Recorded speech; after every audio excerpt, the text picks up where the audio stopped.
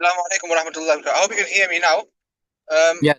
So Alhamdulillah, we have been studying the rights of the parents in Islam. Imam Bukhari rahmatullah has brought various chapters um, to emphasize the different aspects of one's dutifulness and one's relationship with his parents. He started off with a generic chapter of Birrul Walidain, and then the second chapter was regarding specific to the mother and then specific to the father. Then there's the hadith which says that one should be dutiful and good to his parents even if they wrong him. And we explained some detail in there of what level of dutifulness is expected towards the parents. Then we had Babu Lin al Kalam Liwaliday, that one must be soft in his approach to his parents and that one can never truly repay his parents. Rasulullah sallallahu alaihi wasallam said, if one could repay his parents, then it would be the one who finds the parent as a slave and frees them. That's obviously not possible anymore. Then we had some warnings, Babu Uquq al-Walidain, of the seriousness of disobeying and being disrespectful to one's parents. Some very serious um, hadith were given that Uquq al-Walidain is considered from the kaba'ir, from the major sins, which should not be taken lightly, and that one should never curse or swear at his parents. Obey the parents as there is no sin. And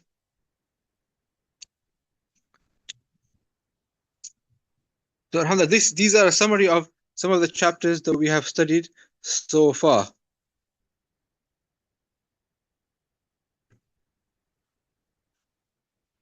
And we stopped at hadith number 31. That from the major sins is when a person makes his parents cry.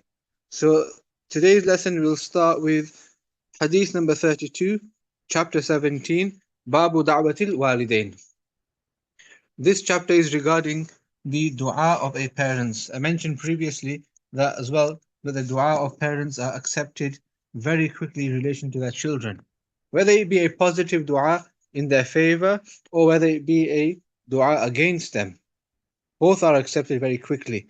Um, there may be exceptions when the parents are being unreasonable in what they expect from their children, but because there are some ahadith which mention that when you make a dua against somebody, if the person is not deserving of it, then the dua falls back on the person who made the dua.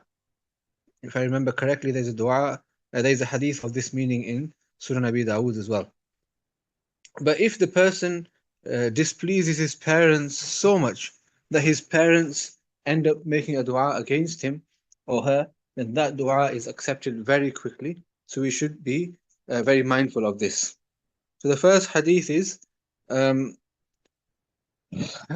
أبي جعفر أنه سمع أبا هريرة رضي الله تعالى عنه يقول قال النبي صلى الله عليه وسلم ثلاث دعوات مستجابات لهن لا شك فيهن دعوة المظلوم ودعوة المسافر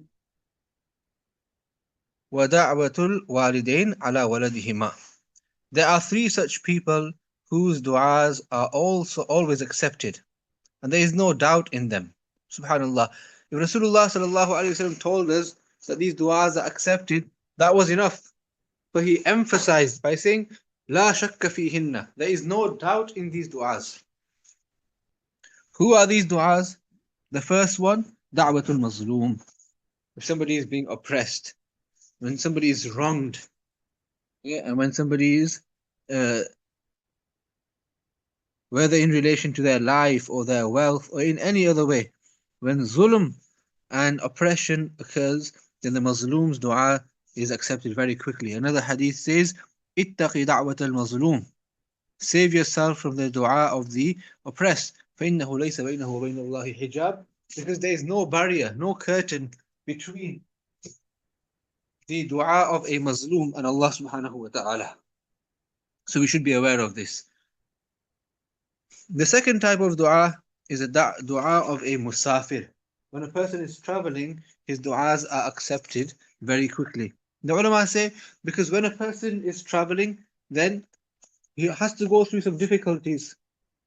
Okay, you don't get things on time, you don't have the comfort of your home, you don't get food on time, you know. So, and this causes softness in the heart, it causes some humbleness. You know, when we're in our comfort, we sometimes become arrogant. But when we're out of our comfort zone, where things are not in our control, this humbles a person and creates softness in the heart. So even Allah feels sorry for the person who is musafir, that he's in such a difficult position. So Allah Ta'ala accepts the dua of a musafir. Therefore, if we are ever traveling, then we shouldn't just waste our time. We should use that time in making dua whilst you're on the plane, or whilst you're in the train or car or anything. Keep doing dua in your heart. You don't necessarily have to raise your hands. You can just dua in your mind without even moving your lips. And likewise, if we hear of someone going on a journey, somebody is traveling, we should request them to make dua for us, because the dua is accepted. And finally, وَدَعْوَةُ الْوَالِدَيْنِ عَلَى وَلَدِهِمَا, the dua of parents against their own child. So over here it mentions عَلَى وَالِدِهِمَا, عَلَى وَلَدِهِمَا, against their parents. The dua of parents against their children. But in other narrations, it comes da'watul walid li waladi as well. So both, whether the parents make dua in favor of the children or against their children, these dua are accepted very quickly. The next hadith, عن محمد بن شرحبيل أخي بني عبد الدار عن أبي هريرة رضي الله تعالى عنه قال: سمعت رسول الله صلى الله عليه وسلم يقول: ما تكلم مولود من الناس في مهد إلا عيسى بن مريم وصاحب جريج. Okay, so Rasulullah sallallahu alaihi wasallam said that no child ever spoke whilst in the cradle except Isa bin Maryam and Sahibu Jurayj. There are two stories here. The story of Isa ibn Maryam is quite famous, that when Maryam alayhi salam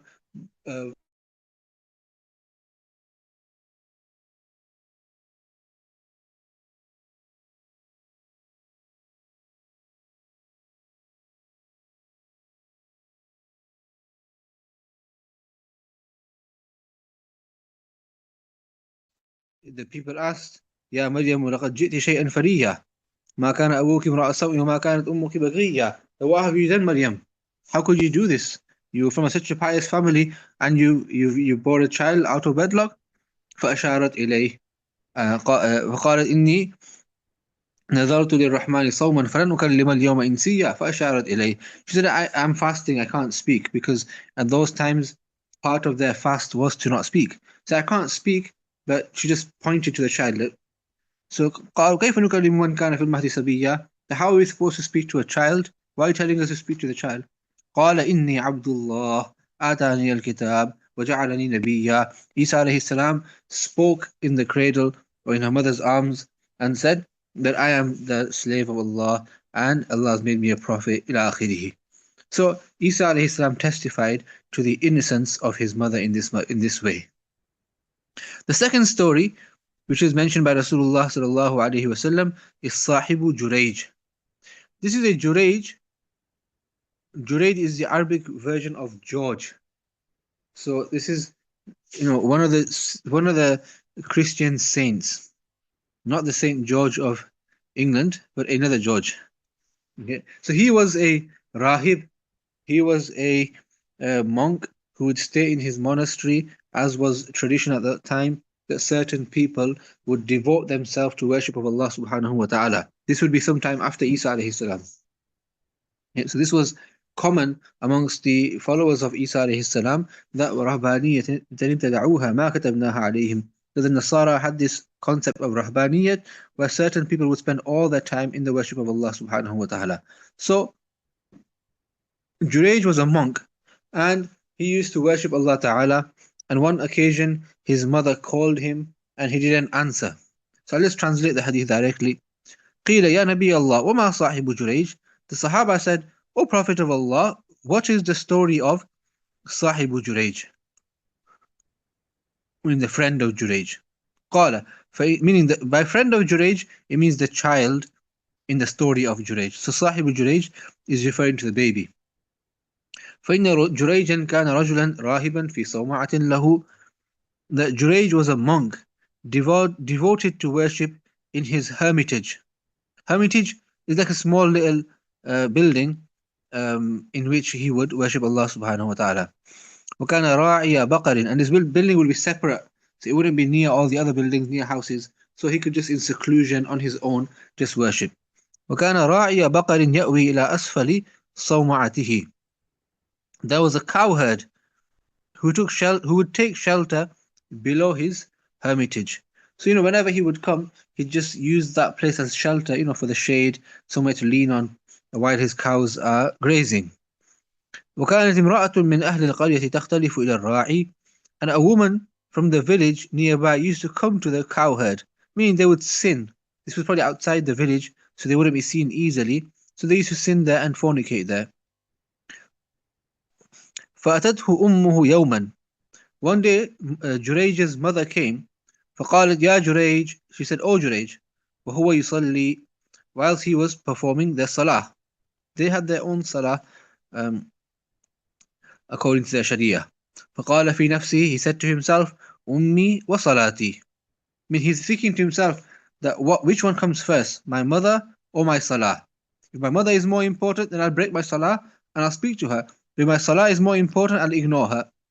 فرأى أن يؤثر صلاته, so he decided to give preference to his salah. ثم صرخت به الثانية, then she called out to him a second time. And again he said to himself, فقال في نفسه أمي وصلاتي, فرأى أن يؤثر صلاته, and he preferred to, or he opined and he decided to prefer his salah. ثم صاحت الثالثة, she called out a third time. فقال أمي وصلاتي, he thought to himself, my mother or my salah. فرأى أن يؤثر صلاته, and he decided to give preference to his salah. So all three times she called, but he thought, no, my salah is more important. Now what he should have done is quickly completed his salah, okay, and answered his mother. فلما لم يجبها, since he did not answer her, قالت لا أماتك الله يا جريج حتى تنظر في وجوه المومسات. May Allah not let you die until you have looked at the faces of prostitutes. You have looked prostitutes in the face. Okay, this was the dua she made, that may Allah not let you die until you see the faces of prostitutes, or you see the faces of fornicating women. ثم انصرفت, then she turned away. So فأتي الملك بتلك المرأة وقد ولدت. This is after some time that that lady, meaning the lady who used to fornicate with the cowherd, the cowherd. She was brought to the king because she had born a child. Okay, she was not married, so whose child was it? فقال ممن, so they asked, who is this child from? قالت من جريج. She couldn't expose her lover, her boyfriend, so she said, let me just blame this monk. This child is from Jurayj. I mean, Jurayj is the father. قال الصاحب الصومعة, the one with the hermitage. قالت نعم, she said yes. قال اهدموا صومعته وأتوني به. And the king was angry. At that time, fornication and adultery and having a child out of wedlock, these things were unheard of, unthought of. So the king said, اهدموا صومعه, destroy his hermitage. What kind of a monk is he if he's going to do a major sin like this? وأتوني به, and bring him to me. فضربوا صومعته بالفؤوس حتى وقعت. So they struck his hermitage with axes until it collapsed. فجعلوا يده إلى عنقه بحبل. They tied his hands to his neck with a rope. ثم انطلق به. Then he was taken. He was brought to the king. فمر به على المومسات. As they were bringing him, they passed with him by some prostitutes. فرآهن, he looked at them. فتبسم, and he smiled. وهن ينظرن إليه في الناس, whilst they were looking at him فقال الملك. So now they bring him to the king, and the king talks to him. ما تزعم هذه? That what does this lady claim about? Meaning, what do you say about about her claim? قال وما تزعم? So he said, what does she claim? قال تزعم أن ولدها منك. The king said, she claims that her child is yours. قال أنت تزعمين. He said to her, he addressed her, do you really claim this? قالت نعم. She said, yes. قال أين هذا الصغير? So the monk said, where is the young boy? قالوا هذا في حجرها. He is the child in her lap. فأقبل عليه. He turned to the child and he said, من أبوك? Who is your father? فقال راعي البقر. The child said, my father is the cowherd. So this young child, a few days old, testified that this monk is not my father. My father is the cowherd. Okay? So his innocence was proven by the child. قال الملك. The king said, أنجعل صومعتك من ذهب. Now the king was ashamed and apologetic. He said, sorry, we made a mistake. We shouldn't have destroyed your Sawma'a, your hermitage, until we had investigated. So let me, in order to apologize, let me make up for this by making you a hermitage and a building out of gold.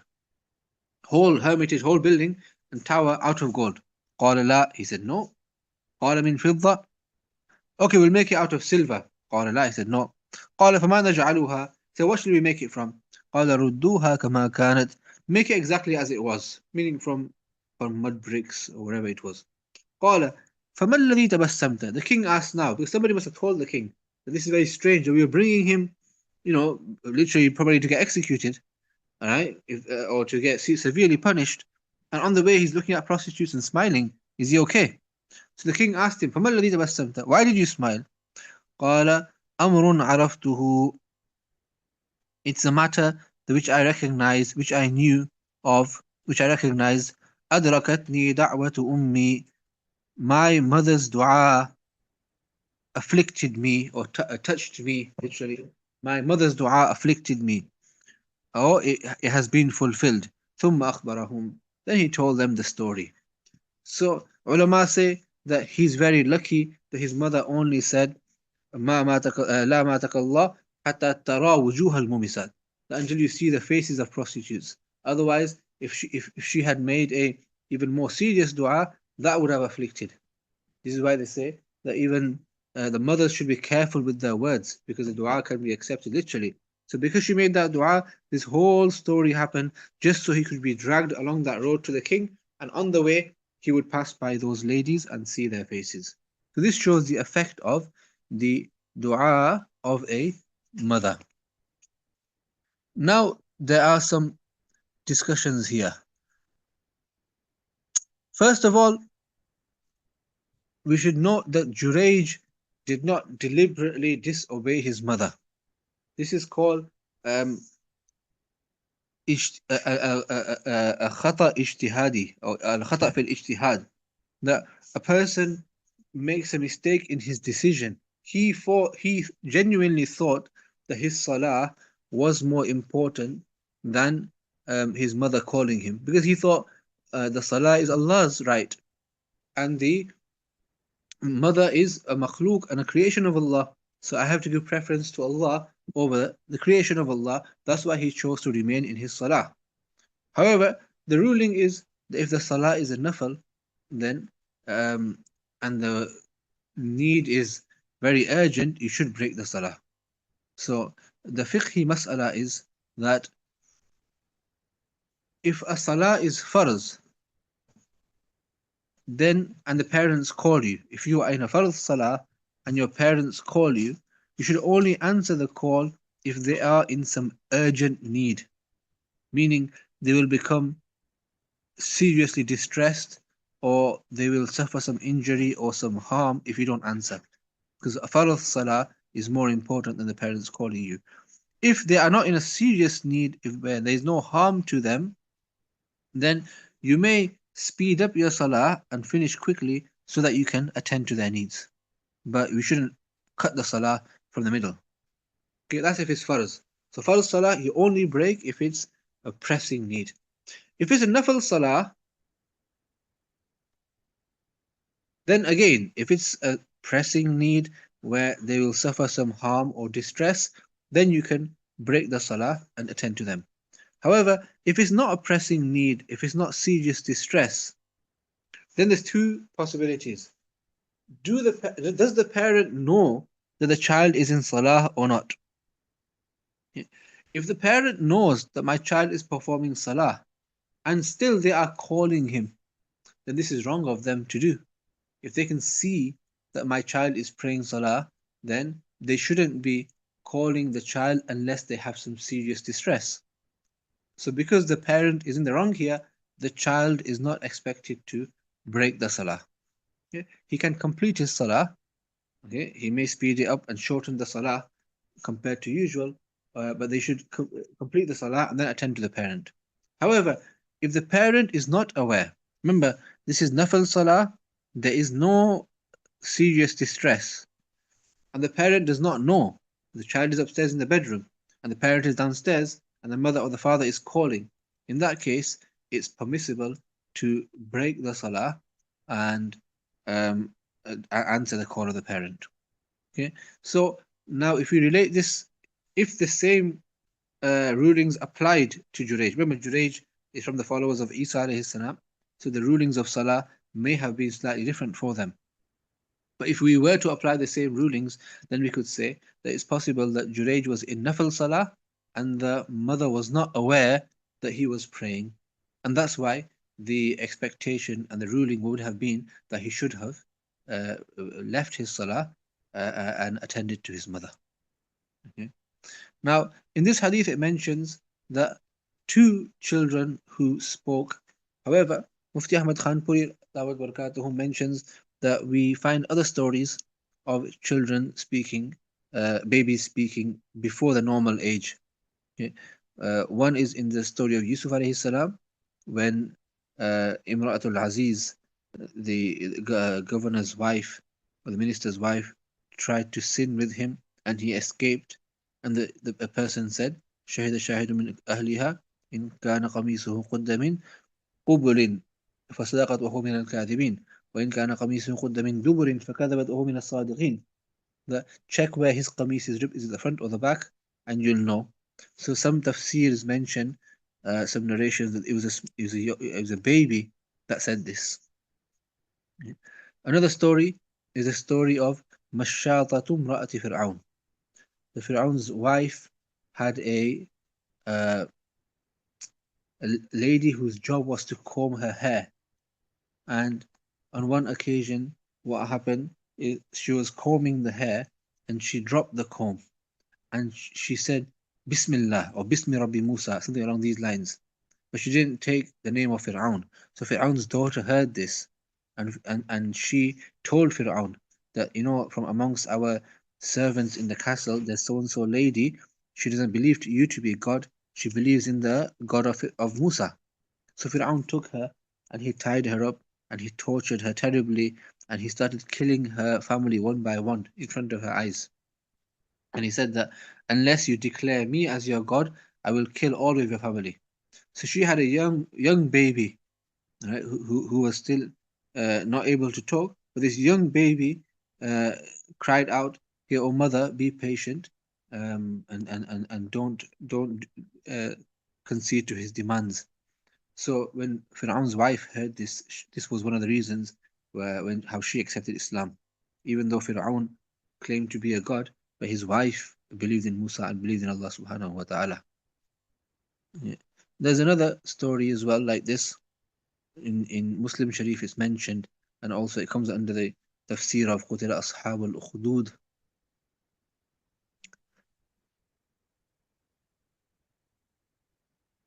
That there was uh, it's a long story. I don't know if I should mention it.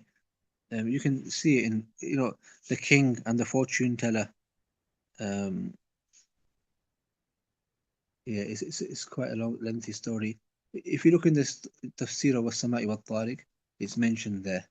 And there's one other story Mufti Ahmad Khanpuri mentions of a lady of Bani Israel she was breastfeeding her child, and a rich man walked past. So the mother said, Ya Allah, make my son like him. So the son who was still drinking the mother's milk, says, No, no, mother, don't ask Allah to make me like him. He's not a good person. And then a slave girl went past, and she was in a very bad condition. And the mother said, Oh Allah, don't make my son like this slave. And the baby again said, No, mother, don't make that dua, because I would like to be like this slave.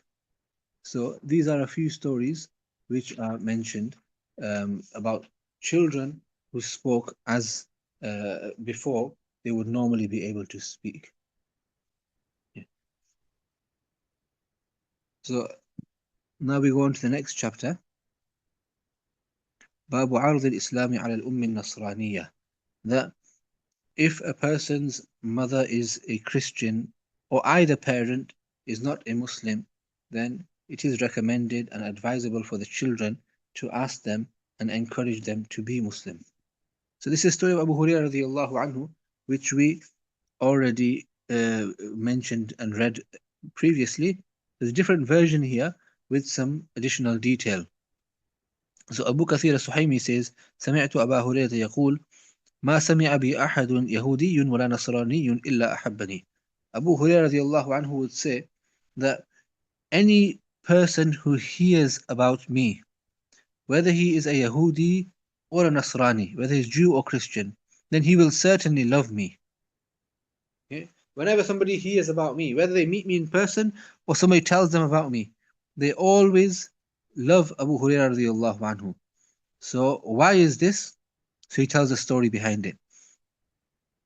إن أمي كنت أريدها على الإسلام فتأبى. That I tried to persuade my mother to accept Islam, but she would keep refusing. If you remember, I mentioned earlier that Abu Hurairah radiallahu anhu's father passed away when he was very young, and he was brought up by his mother. So he tried very hard to call his mother to Islam, but she would not accept. فأتيت النبي صلى الله عليه وسلم. There's in other narrations the addition here. Now, on one occasion, I was calling her towards Islam, and she said some very bad things, very insulting things about Rasulullah sallallahu alaihi wasallam, which really upset me. So then I came running to Rasulullah. I said, Rasulullah, I can't take this anymore. فقلت ادعو الله لها. Please make dua for her. She's insulting you in front of my face. I can't hear that. I can't let that happen. فدعا. So Rasulullah made the dua. فأتيتها. So he said, I rushed back home. And when I got home, وقد أجافت عليها الباب. This means that she had closed the door. She had put a covering on the door. She had closed the door. فقالت يا أبا هريرة إني أسلمت. When she heard my footsteps, she said, Oh, Abu Hurairah, I accept Islam. Imagine this. A few moments ago, the person who was swearing at Rasulullah sallallahu alaihi wasallam, insulting him, saying disgusting things about him, which Abu Hurairah couldn't even hear. And one dua of Rasulullah sallallahu alaihi wasallam, and she says, I'm Muslim. فأخبرت النبي صلى الله عليه وسلم. I came back and I informed Nabi sallallahu alaihi wasallam. فقلت ادعو الله لي ولأمي. I said, please pray to Allah for me and my mother. There's a lesson here that we should ask others to pray for us, especially those who we consider as pious. We have hope in their du'as to be accepted, and our parents. We should ask them to do du'a for us. When you ask someone, then they make du'a for you. And the ulama say, one is you just ask with your tongue, and one is you ask with your actions, meaning you treat them so nicely that they not just naturally make dua for you without you even asking. فقال اللهم عبدك أبو هريرة وأمه أحببهما إلى الناس. Rasulullah ﷺ said, Ya Allah, your slave Abu Hurairah and his mother, make them both be beloved to people.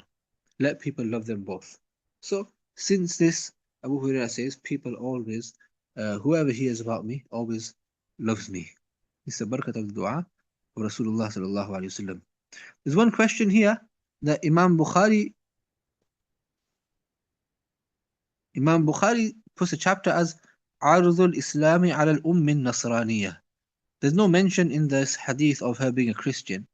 So Imam Bukhari has this habit that when he gets some information from somewhere, but the sanad is not strong enough for him to bring it in his book, but he believes it to be true, then he slips it into his tarjuma. He puts it in his titles as a hint. So from other narrations, we understand that Abu Huraira's mother was Christian, and this is very likely because Abu Hurairah radiallahu anhu is from Qabila Daws. Qabila Daws was from Yemen, and Yemen had a large Christian population. The Nasara Najran, the Christians of Najran, who came to Rasulullah sallallahu alaihi wasallam, and Surah Al Imran was revealed for them that they were from. Um, they were also from Yemen. So Qabila Daws is Yemeni, so it makes sense that she would be a Nasrani. Maybe Imam Bukhari had another narration, but he didn't want to bring that hadith here for some reason, so he just hinted towards it in his title. Babu birrul walidaini ba'da mawtihima. So until now we've spoke about how a person should be dutiful and kind to his parents whilst they are alive. But look at the Sahaba, how zealous and how careful, caring they were about, doing good actions and obeying Allah subhanahu wa ta'ala. That the Sahabi asked, Ya Rasulullah, what if my parents pass away? Can I still be dutiful to them? Because there's so much ajr and so much thawab for being good to one's parents that if my parents pass away, does that mean my chance is gone? So Rasulullah sallallahu alaihi wasallam mentioned that no, even after your parents pass away, you can be good to them. How? So,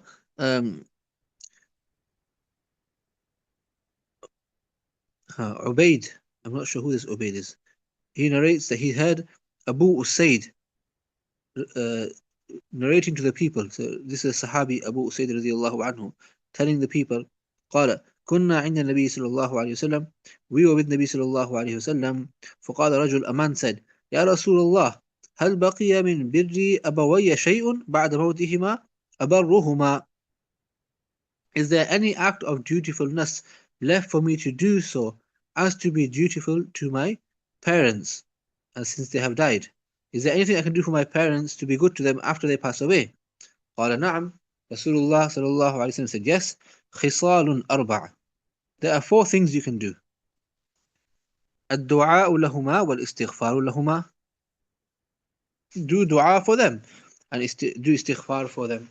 Okay, so this is why I believe it was one of the 2 Sufyans, Sufyan al-Thawri or Sufyan ibn Uyayna. I think it was Sufyan ibn Uyayna. He said that whoever prays his 5 times salah, he has fulfilled Allah's duty. And whoever says after every salah, رَبِّ ارْحَمْهُمَا كَمَا رَبَّيَانِي صَغِيرًا, he has fulfilled his parents' duty. Meaning he's fulfilled a major part of the parents' duty. So after every salah, we should say, رَبِّ ارْحَمْهُمَا كَمَا رَبَّيَانِي صَغِيرًا. Excessively read this dua.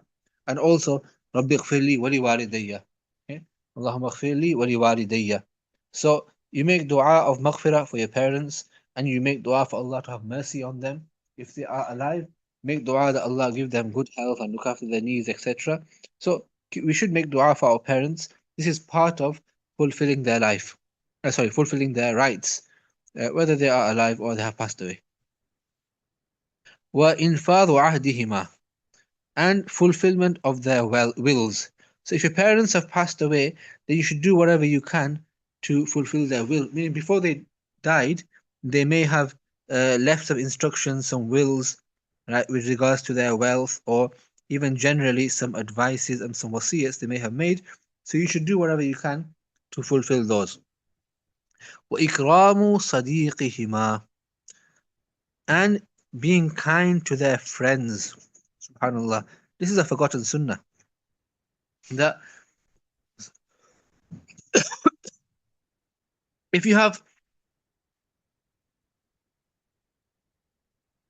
if your parents had some friends in their lifetime and they were always good to them, they always had relations, your parents have now passed away, so they will miss the parents. Sometimes it might be that your father or your mother was their only support. So now you should take that place, take that responsibility, and be kind to them, be generous to them, keep in touch with them. This is a way of being dutiful to your parents even after their demise. Because you are only being good to that person because of your parent. So even that is like a favor and a good to your parent. And then وصلة الرحم التي لا رحم لك إلا من قبلهما. And maintaining good relations with those of your relatives with whom your kinship is established only through them. Okay, we have many relatives. Some relatives we have in-laws, they are through our wives. Some our children's in-laws and things like that. But many relatives are only related to us through our parents. Okay, either father's side or mother's side. So if you have good relations with those people, then that is you're only maintaining those ties because of your parents. So that is also considered as birrul walidain, being dutiful to one's parents, because you're only doing that because of them. If they weren't related through your parents, then you wouldn't have any reason to be so kind and good towards them. So this hadith tells us that after your parents pass away, we should keep relations and ties with our parents, friends, and the people who our parents had good relations with. In the next hadith, عن أبي هريرة رضي الله عنه قال ترفع للميت بعد موته درجة فيقول أي ربي بأي شيء هذه فيقال ولدك استغفر لك. Subhanallah. That sometimes the rank of a dead person may be raised after his death. He asks, "Oh my Lord, how does this come about? Why is this?" So he is told, "Your child prayed for your forgiveness." So when the child makes dua for the parent is informed in the grave. This hadith is clearly stating this. That, and this doesn't have to be limited to parents. The parent is one of them. That when they somebody does dua for a mayyit, then the mayyit finds out about that in the grave, and they become happy in their grave because of this.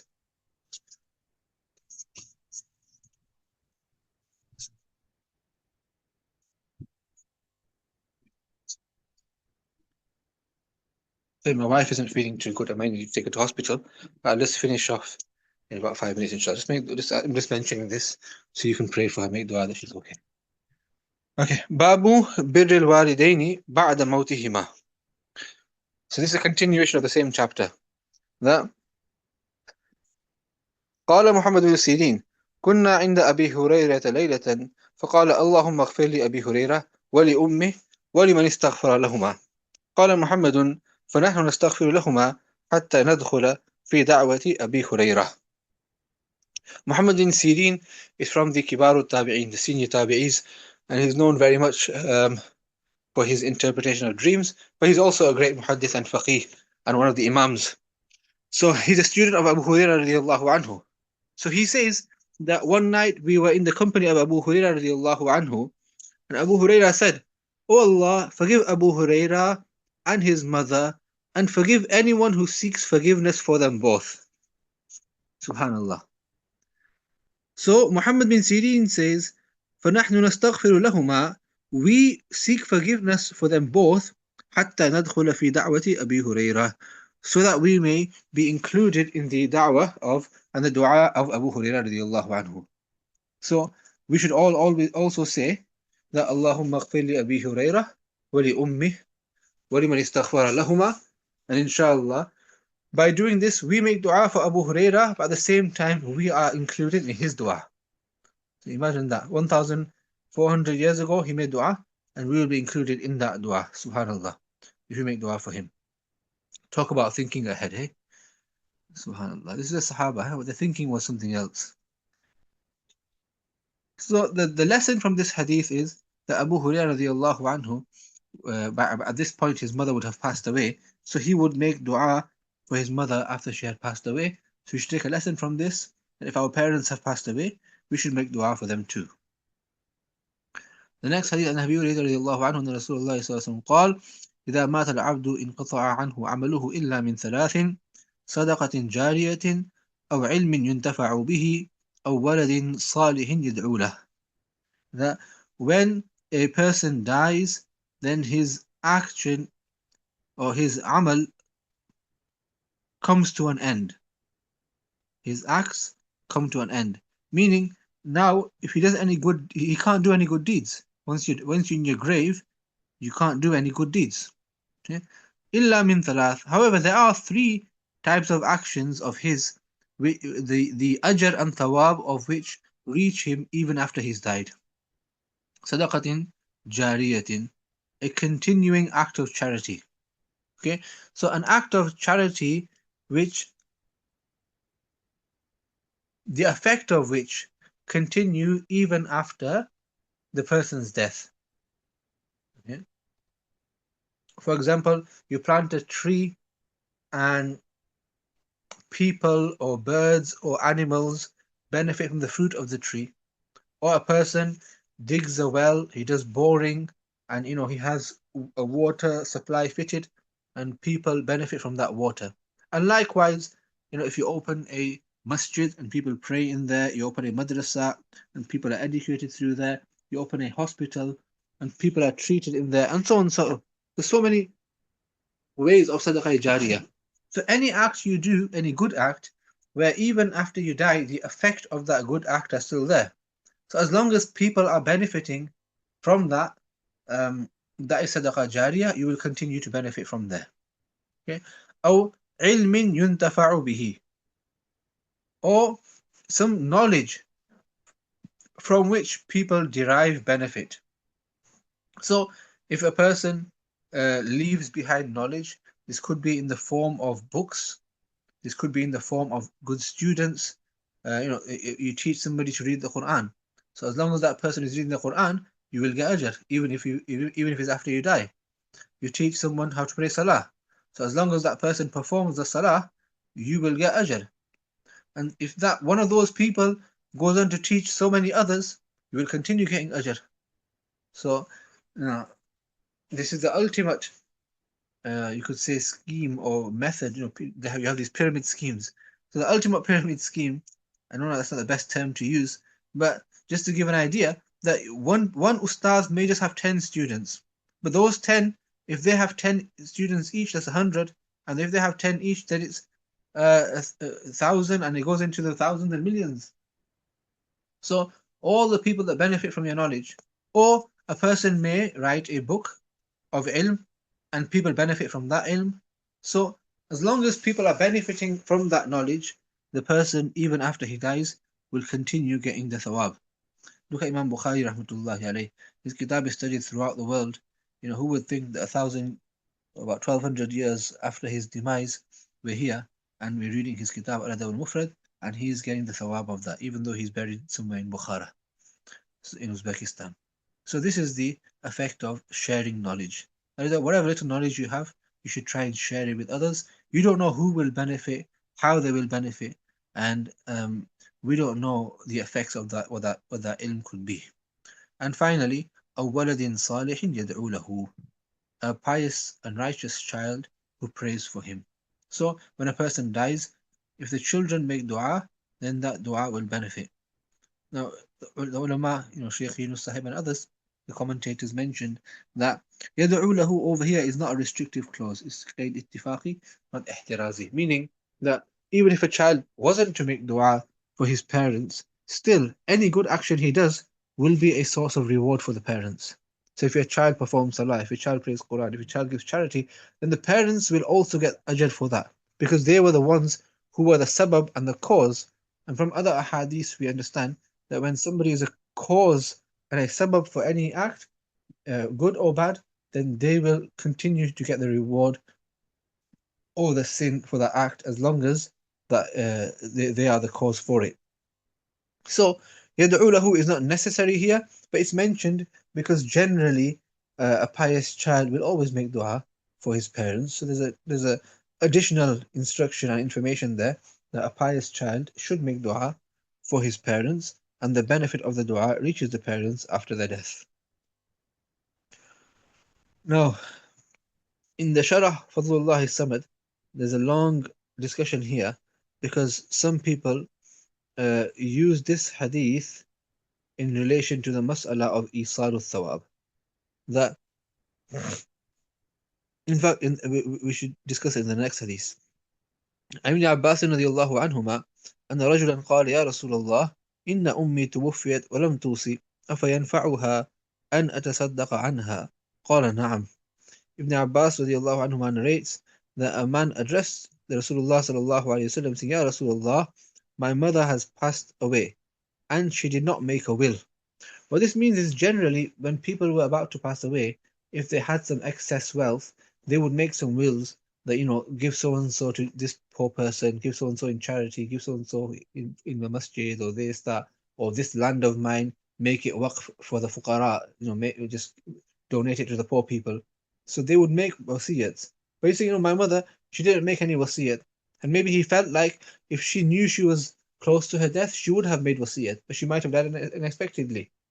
So is it okay for me to would it benefit her if I give charity on her behalf? قال نعم. Rasulullah sallallahu alaihi wasallam said yes. So over here we learn that if you give charity on behalf of the deceased, okay, over here it mentions mother specifically, but the same ruling applies to anybody. That if you send charity on behalf of somebody, um, then that is permissible, and they will receive the reward of that charity. Okay? And this mas'ala is muttafaq alayh. It's agreed upon by the ulama that if you give charity on behalf of somebody, then they can get the reward for that. But the question comes, what about other types of worship? Okay, like if you perform salah and you pray to Allah to give the reward to somebody else, you read some Quran and you send the reward to somebody else. Is that allowed or not? So before we understand this mas'ala, and we should understand that worships or types of worship are divided into three. There's three types of worship. Some are ibadat maliyah, types of good deeds. I'm sorry, I'm going over the time a little bit. Um, I hope you'll pardon me because we started late. I'll just go a few minutes over. So one is good deeds which are to do with which are financial. Okay, so you give some money, or you purchase some land and make it waqf.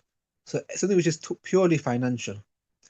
And then you have certain types of worship which are purely physical or bodily. So performing salah is an action. Okay, Saum, you fast. That's an action that you don't eat and drink for the day. So these are badani.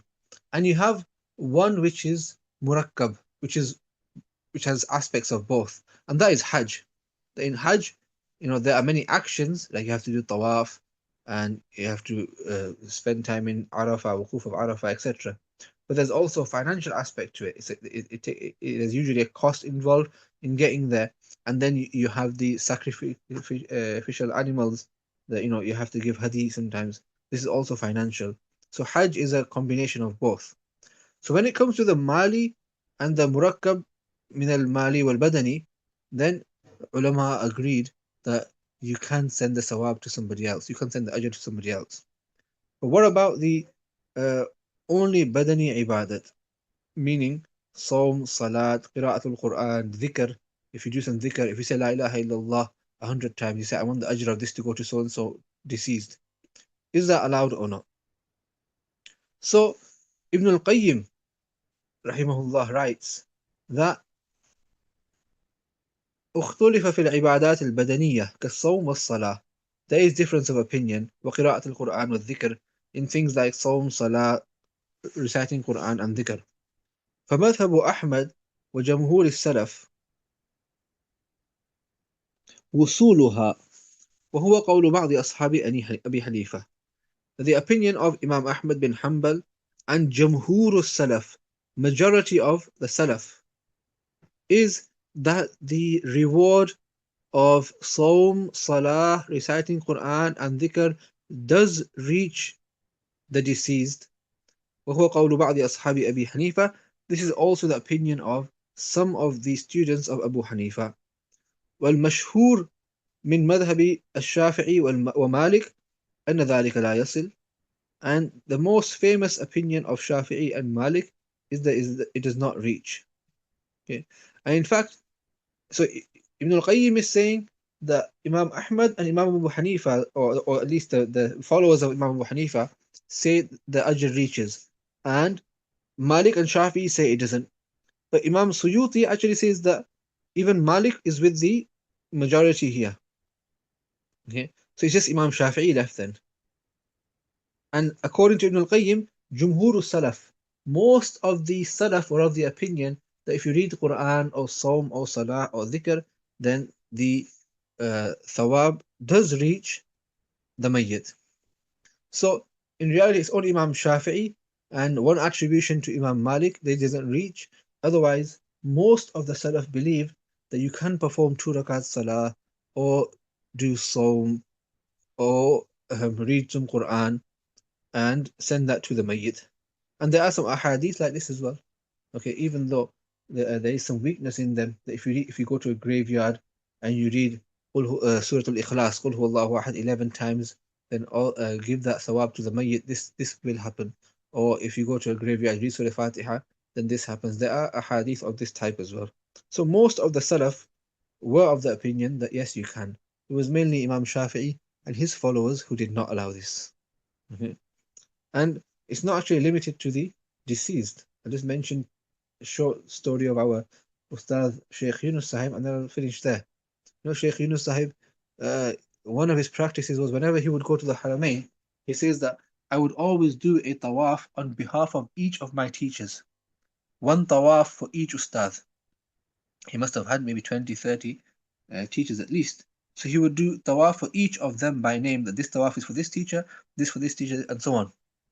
But he says later, when he became quite old, he said, I wasn't able to do tawaf for them anymore. So instead, he said, I pray 2 rakat salah on behalf of each of my teachers. This was the practice of Shaykh Yunus Sahib, who is the Shaykh al-Hadith of Mazahir Ulum Saharanpur, and accepted by many as one of the greatest muhaddithin of this time. Another incident of his was in his earlier life. Once he says that I came to the house of my teacher, Shaykh al-Hadith Maulana Muhammad Zakaria Kandalwi rahmatullahi alayh. And he says that the people had sat to eat, everyone was eating, and I came in. So the Shaykh said to me that Yunus, Yunus, sit down to eat. So I said, it's okay, I don't feel like eating. She said, okay, just sit to one side. So he says, I said, what should I do just sitting? So Shaykh, his teacher, said that sit and do some Isale Sawab. Isale Sawab is what in our Indian, South Indian culture or subcontinent culture we call, sending Sawab for the deceased. So he said, do some Isale Sawab. So now Shaykh asked, who should I do Isale Sawab for? So Shaykh Zakaria rahmatullahi alayhi says, do Isale Sawab for me. Right, this is a teacher. So Shaykh Yunus Sahib, the student, says, Isale Sawab for you? You're not dead, you're alive. Since when do you do Isale Sawab for the living? So now Shaykh Zakaria said, rahmatullahi says, that have you read Mishkat Sharif? Mishkat is a book of hadith. Have you read Mishkat Sharif? So Shaykh Yunus says, yes, I've read Mishkat. He said, Kitabul Fitan, and there's a chapter under there, and so, that Abu Hurairah radiallahu anhu met 2 people, and they were going on a journey, and he said to them that when you pass by so-and-so town, there is a masjid there. I think his name was Masjid al-Ashar, if I remember correctly. So Abu Hurairah radiallahu anhu said to these people, when you get to that masjid, then go inside and perform 2 rakat salah on my behalf. So Abu Hurairah was alive, but he's asking these people to perform salah on his behalf. So Shaykh Zakaria rahmatullah said, you can make Isal al-Sawab and do a good deed and ask for the Sawab to be conveyed to the living as well. But generally, it's more commonly done for those who have passed away because they can't do it for themselves anymore. Okay, and I've just remembered now that in other books, the madhahib of the Aimma I mentioned that Imam Abu Hanifa and Imam Ahmad allow Isalu Thawab. Imam Shafi'i only allows it in Mali, in financial ibadat, and the one which is made up of both, so which is Hajj. And Imam Malik's madhab is that you may recite Quran or perform salah or do dhikr or any worship, bodily worship, but then you should make dua. Okay, oh Allah, please convey the ajr of this ibadah to so and so person. Yeah?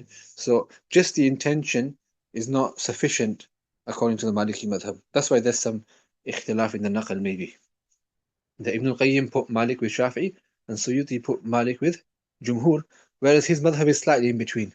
That you can do ibadah on behalf of somebody, but just niyyah is not enough. You must make dua that, Ya Allah, please convey the ajr of this ibadah, and then it is hoped that the ajr will reach that person. So, I'd like to end the lesson on this. I apologize for the late start. Hopefully it won't happen again. وآخر دعوانا الحمد لله رب العالمين وصلى الله وسلم على سيدنا محمد وآله وأصحابه أجمعين. If anybody has any questions, well, there are some questions here. Sorry, I can't see the questions while I'm in the lesson. Will the nafil salah become farz when we break it for the reason that the parent is calling? Like when a nafil or sunnah salah become farz? Yes.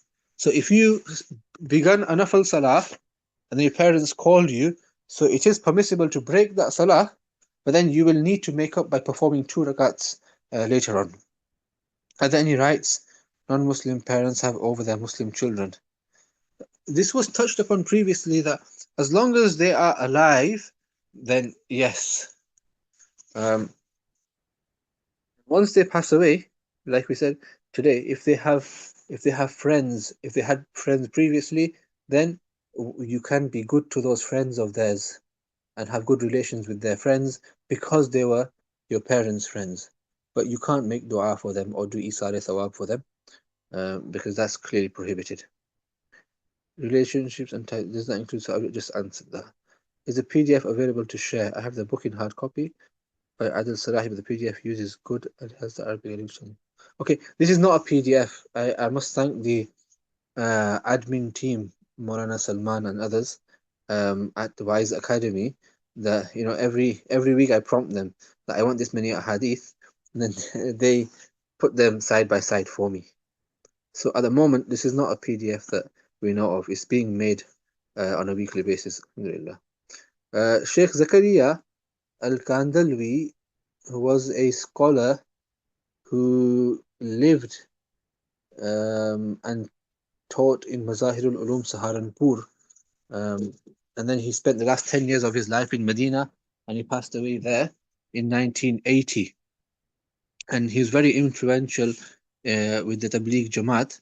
And in Tabligh Jamaat, in many places around the world, they read his kitabs as ta'aleem. So he wrote books on hadith. Yeah, the Shaykh of Shaykh Yusuf Tara. That's right, yes. The Shaykh of Shaykh Yusuf Tara.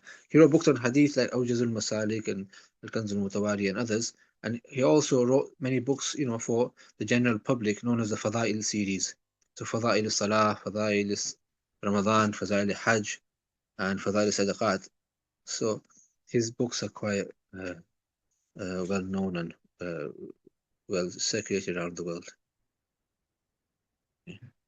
If that's the last of the questions, then I'll take leave. وآخر دعوانا الحمد لله رب العالمين وصلى الله وسلم على سيدنا محمد وآله وصحبه أجمعين.